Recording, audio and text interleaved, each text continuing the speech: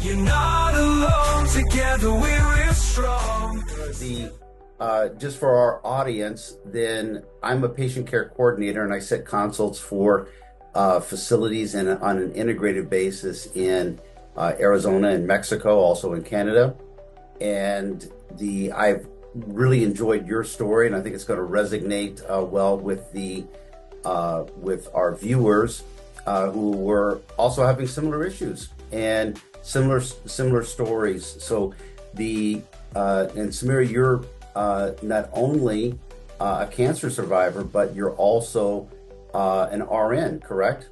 Correct, yes. And so tell me a little bit about your journey and how that started, and what the healing process that you went through. Yeah, sure. I'd be happy to share.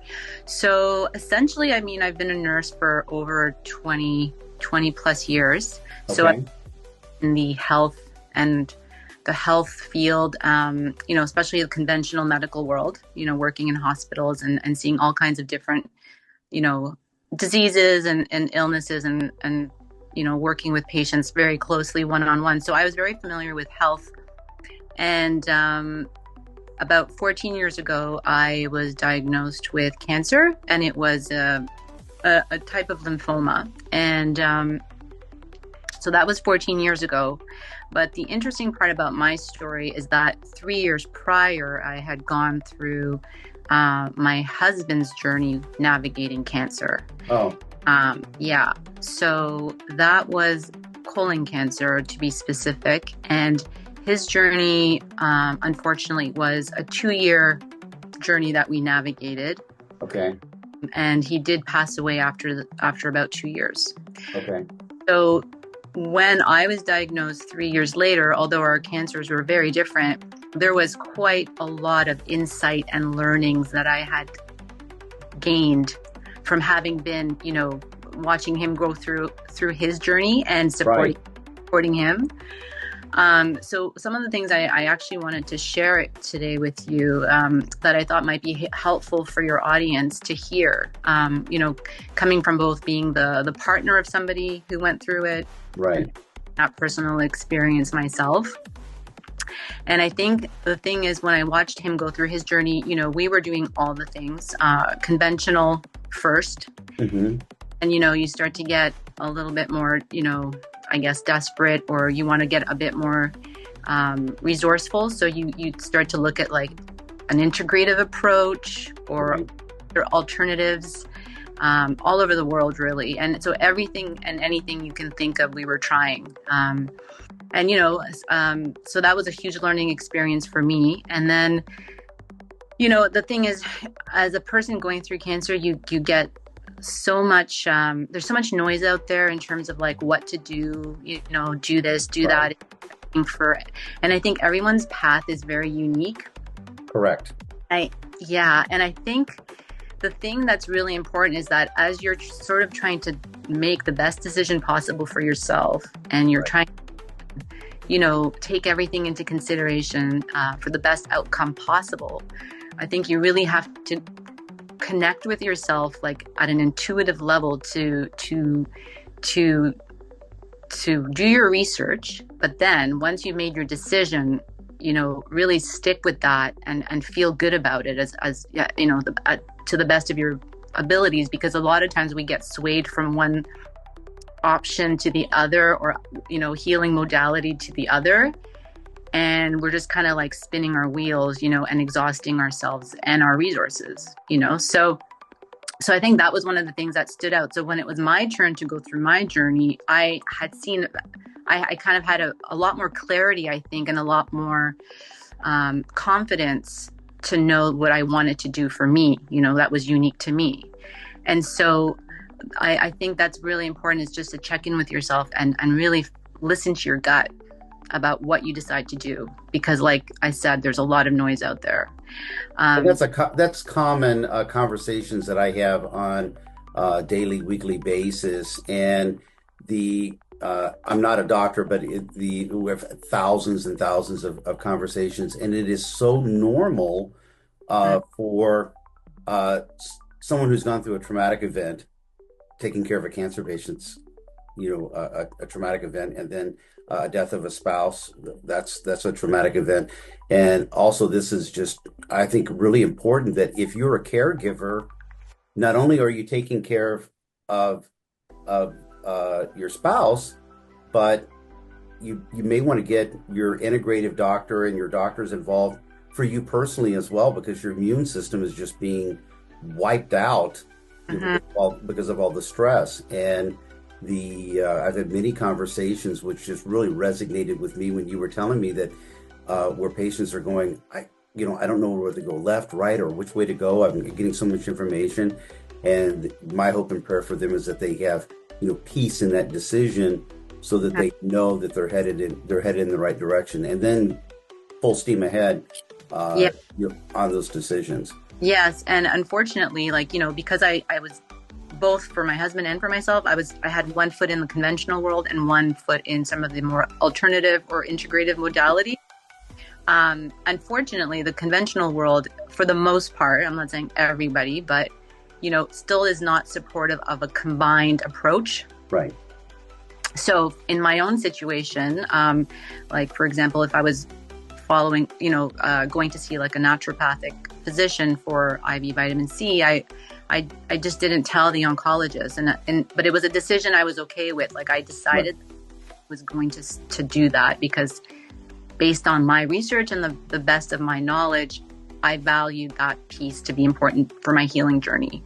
So this is a thing, that's normal. And that's a normal conversation I have on a weekly basis. And I'm hoping that people that are viewing this and looking at it going, that's me. That's this. I'm going through the same thing where I want to do an integrative approach, but I don't want to.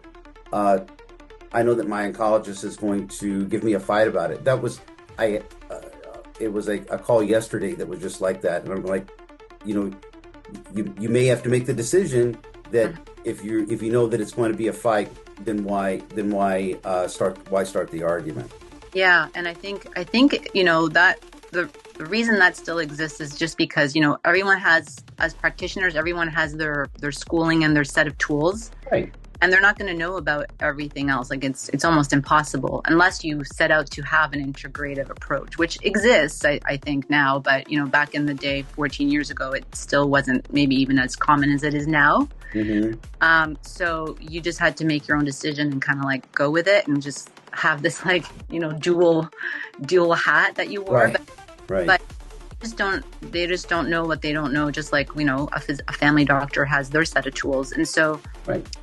They just don't want to be held accountable, I guess, for blaming. I guess it's just also liability, like to protect themselves from outcomes, but they don't know. And so unfortunately, I just often think about the fact that a patient might do really well because they've had an integrative approach, but because I shared that from one side, it just looks like it was whatever was offered like conventionally, which is kind of interesting, Correct. So you're talking about like with statistics and that's a normal conversation when we're talking about statistics they're kind of skewed. They're skewed because they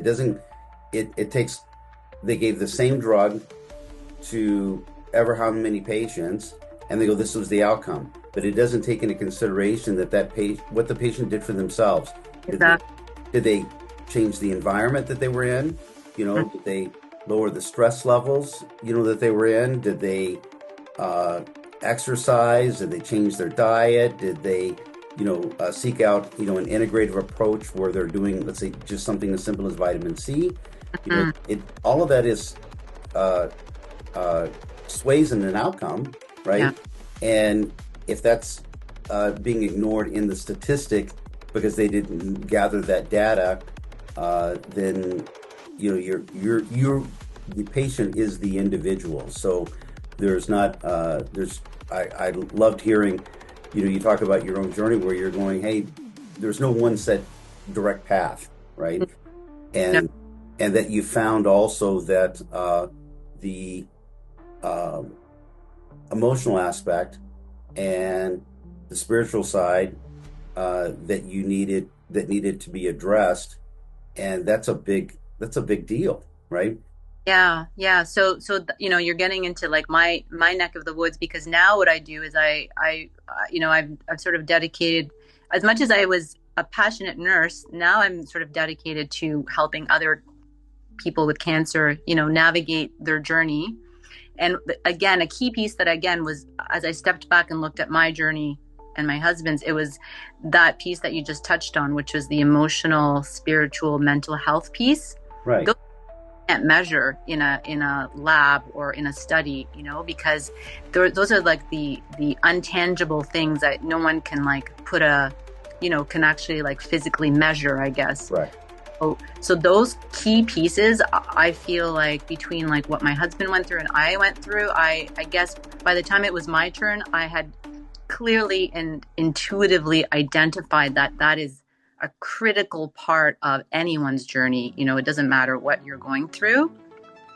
So that's why when it was my turn, aside from all the other healing modalities that I embarked on and implemented for myself that I believed in, and, you know, to the best of my knowledge at the time with the research that I had done, this piece was huge. And so I had taken it upon myself to work very closely with like a life coach, mentor, you know, to address those pieces. And so I really cannot stress enough how important that piece is to have that kind of support to really like go you know, to do the introspection of like why you are in this place that you are now with this current, you know, diagnosis, if you want to call it, or label, you know. So I just think that is one of the biggest differences, is that this is a huge part of like healing, is also, you know, we're not separate. Although in the conventional world, things are treated separately, like physical, mental, emotional, and everything's compartmentalized. That's not how the human body works. Right. Everything you know, everything is a continuum. So, Right. And that's why I really highlight that piece in the work that I do with people navigating cancer. And by the way, for viewers, we're going to put a link here where you can get in contact with Samira, and so we'll put some links in there. So I want to let everybody know we're not going to forget about that. But so not only because even 13 years ago, then it's addressed now. Not the emotional side is addressed now, but I don't think there's a strong enough emphasis on it. And even 13 years ago, you know, you almost needed a really good support group, right? You know, around your own family and spouses and so forth, you know, that those were how those things were addressed. We're now on an integrative setting, going into a good facility. I don't know of a facility that's not addressing it at this point. So but then that wasn't a normal case. So you know, nutrition's attacked, you know, IVs, medical equipment that's there, integrating, you know, whether it's chemotherapy, radiation, surgery with a natural path that's done, but not so much the emotional side back then. So I'm glad that you were able to pinpoint that, and because that's a lot.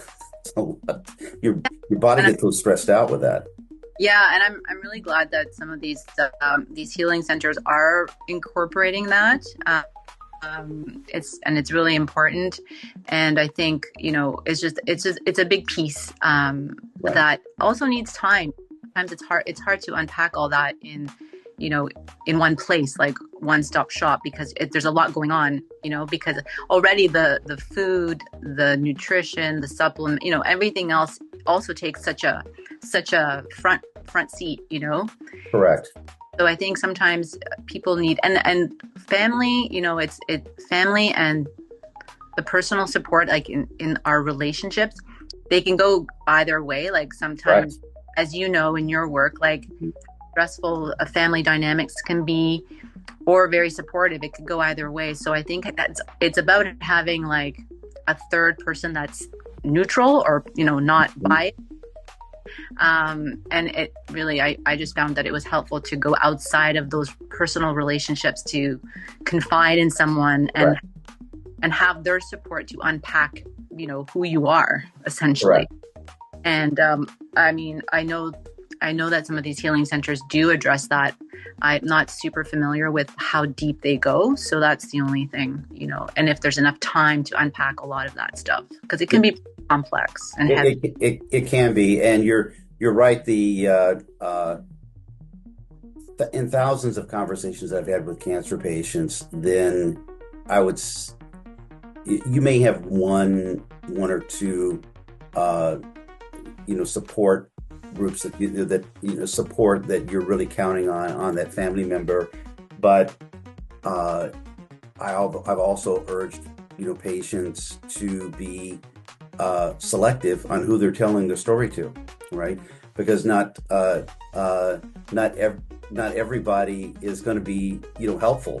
Yeah, exactly. So you have to be. I've had to mention that on many calls. We're going. You may have to be a little more selective where they're talking about, hey, this family member or this friend is not supportive with the decisions that I'm doing, and when all the healing is done, not everybody's invited back to the family barbecue, right?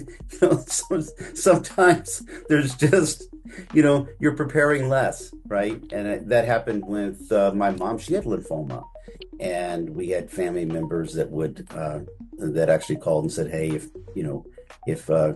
you keep on this path, then we're no longer going to be associated or friends or something. I went, okay. Okay.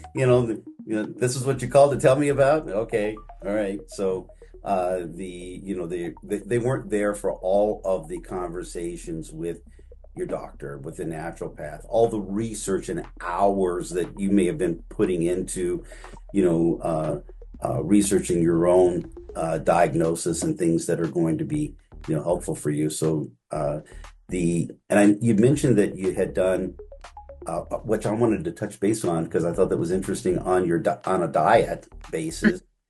That hey, all the keto and the carnivore and the I'm sure that vegetarian diets, and probably 13 years ago were probably still then. Yeah. Talk to me a little bit about what you did there.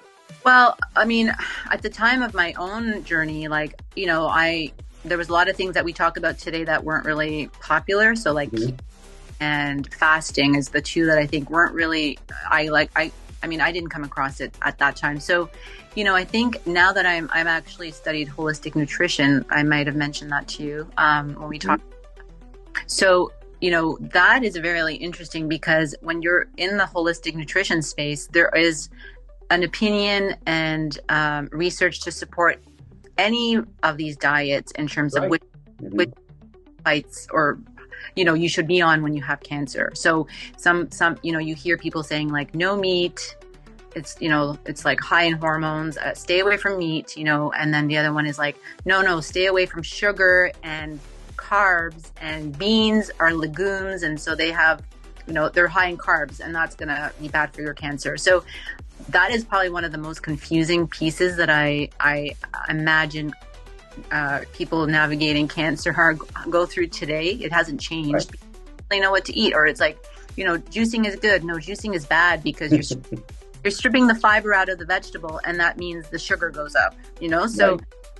I've heard every version of every argument, and when I meet people that have cancer, they have done their research and they've chosen what they feel is most aligned with them. I'm not confidently, but they've picked something.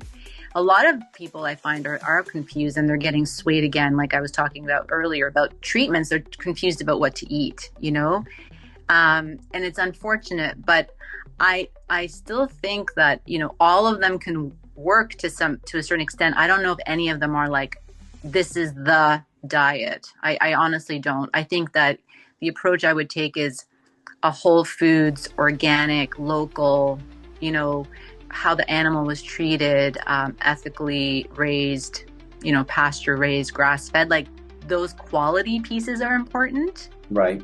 Because to me, food has energy, and everything that has energy, like we all have energy, you know, there's a frequency to the food you ingest. So it's nourishing you. Right. Right. So there's a difference between a bag of candy that's processed in a factory versus like a beautiful peach that you know, picked off a tree. Right. Now I want a peach. That food, you know, like the closer to a wholesome natural state, I think will give you benefits. Mm-hmm. And so I don't know, like people are, you know, like I just rather you have real food, whatever that food looks like. Right. Mm-hmm. I'm in agreement. I've heard I'm not new to the planet. I've been around a little while. I'm a grandfather now, so I think over the years it's everything from grains are good, grains are bad, eggs are good, eggs are bad, eggs are back in, right? Coffee's, you know, you're going, you know. One thing that we can, I think that most time is settled on is sugar, probably bad for you. You know, excess carbs probably bad for you. Alcohol, you know, bad for you. So I think you'll find that in a consistent basis. When on the emotional side, the spiritual side of that, I know what I do for myself, right? So that's, you know, time in the early mornings before the sun's coming up. I like to be able to be out, see this Arizona sun come up. It's beautiful, by the way. Mm-hmm. And then and having those talks with, you know, myself, with God. I think that's it sets my day apart and starts it in the right frame. How much of the day is this something that you're doing, that you're suggesting that people set aside an allotted time, you know, for the day, or is this just something that you're suggesting that they're working on throughout, you know, in moments throughout the day as it comes up? Could you talk a little bit about that? Spiritual aspects? Yeah, correct. Yeah. Or the, you know, addressing those, those emotional, those emotional sides. I definitely, you really hit on a key point, which is having alone time. That is like such an important part, especially with the fact that we're so, you know, we're highly distracted these days with like our phone and social media and Netflix, you know, and so we tend to distract ourselves even as a coping strategy, you know, because we don't really want to be alone. And actually part of what I do as a root cause practitioner is to encourage people to, you know, that are going through cancer, to actually be alone. Like it's actually part of what I, you know, give people as homework is to be alone, because a lot of times things that they don't want to face or that are fearful, that they're afraid of, may come up when they're alone. There's a lot of introspection that happens, like you said, connecting to God and spirituality. Like that's the magic that happens when you are by yourself. Okay. My role is to guide them through that as well, and not just, you know, give them some practical ways to integrate that into their day. Okay. Yeah, so that it becomes more and more natural, and that it's less fearful for them. But it's key to, I believe, the healing journey of like what, you know, someone's going through. Critical, for sure. And then taking those, you may find that for yourself, even taking those moments throughout the day.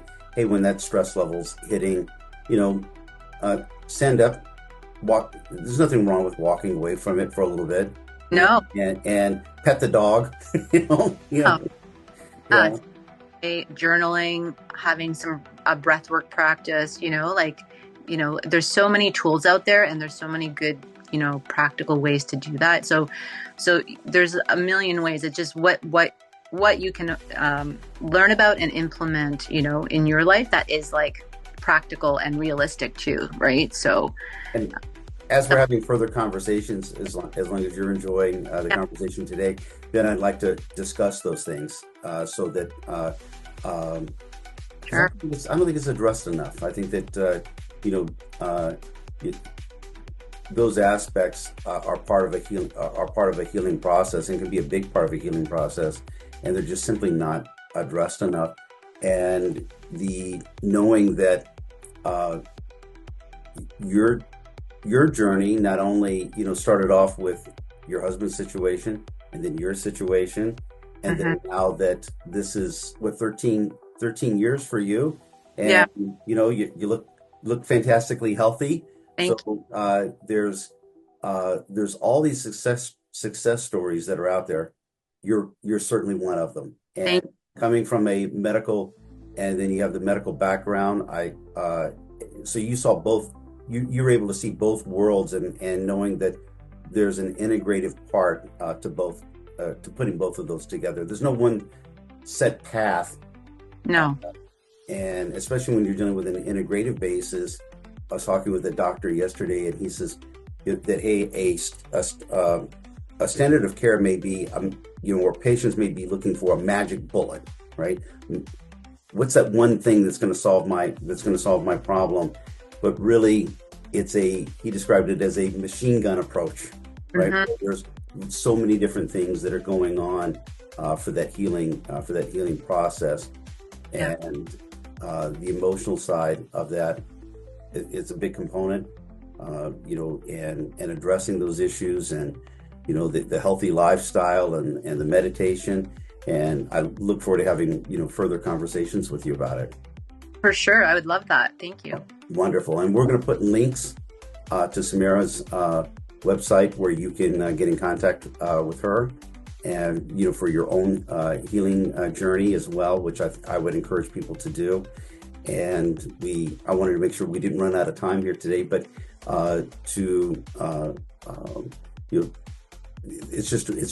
it's a remarkable story that I get to hear on a daily and weekly basis, with some of the questions that have come up in your own process, that other people are dealing with the same thing. Mm-hmm. For sure. Yeah. It's a lot of common stuff that happens that we all get exposed to. So it's good to talk about. Wonderful. Well, Samira, I look forward to having further conversations with you. It's been an absolute pleasure.